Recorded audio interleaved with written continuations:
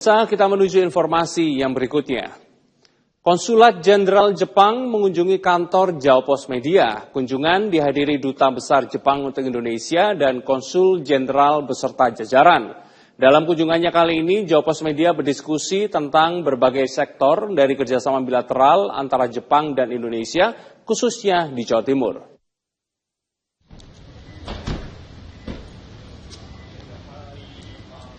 Kunjungan Konsulat Jenderal Jepang dihadiri oleh Duta Besar Jepang untuk Indonesia Yang Mulia Masaki Yasushi bersama Konsul Jenderal Jepang di Surabaya Mr. Takeyama Kinichi beserta jajaran yang disambut CEO Jawa Pos Media dan jajaran pimpinan redaksi.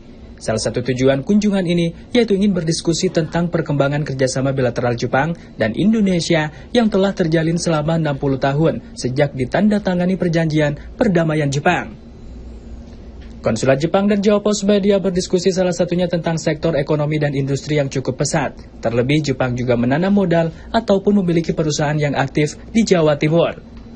Dari sektor industri, CEO Jawa Pos Media Lea Kustio menyoroti tentang bagaimana cara meminimalisir dampak dari berbagai industri ini yang memiliki limbah atau dampak lingkungan yang berefek untuk jangka panjang.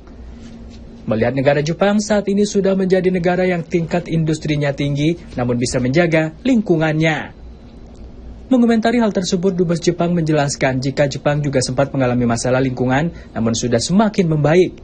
Hal ini membutuhkan proses dan perlu peran dari pemerintah pusat maupun daerah yang harus melakukan perubahan dan kesadaran terhadap lingkungan. Yang Mulia Masaki Yasushi merupakan Duta Besar Jepang untuk Indonesia yang baru menetap di Jakarta sejak 9 bulan lalu pada Desember 2023. Dirinya menjelaskan baru kali ini berkesempatan untuk datang ke kota Surabaya yang merupakan kota terbesar kedua setelah Jakarta. Dirinya menjelaskan banyak potensi yang bisa dikembangkan di Indonesia, terlebih jika bekerja sama dengan Jepang.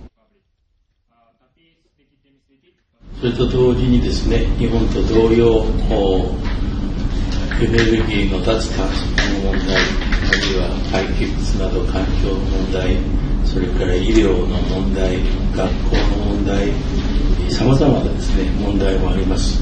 こうしたことをですね、日本と一緒に解決しながらですね、お互いますます発展できればいいなと思ってます。 Dan pada waktu yang sama tentu Indonesia juga menghadapi beberapa tantangan sosial antara lain bidang energi terbarukan dan juga manajemen sampah, layanan medis dan kualitas pendidikan. Dan tentu Jepang bisa menjadi mitra bagi Indonesia untuk bersama-sama mengatasi hal-hal seperti itu. Mungkin satu hal yang bisa ditekankan, kerjasama yang ditawarkan atau dilaksanakan Jepang adalah jangka panjang. Jadi Jepang itu kurang pintar untuk menawarkan dana atau membangun gedung dalam waktu yang pendek. Tapi di sisi lain, Jepang membangun kerjasama yang secara jangka panjang dan juga tentu kehubungan atau janjian yang sudah diberikan dari Jepang itu pasti diwujudkan atau bahkan biasanya Jepang mewujudkan hal-hal yang lebih baik daripada harapan dari pihak Indonesia. Oleh karena itu mungkin bisa ditekankan bahwa untuk mewujudkan kerjasama antara Jepang dan Indonesia harus ada semacam kesabaran baik dari pihak Indonesia maupun pihak Jepang. Hal lain yang disampaikan dari kedutaan Jepang adalah di masa pilkada ini, adanya perubahan kepemimpinan yang baru tidak akan menghentikan Jepang terus melakukan kerjasama bilateral. Jepang akan terus mendukung dan melakukan berbagai hal untuk memajukan berbagai sektor satu sama lain di Indonesia.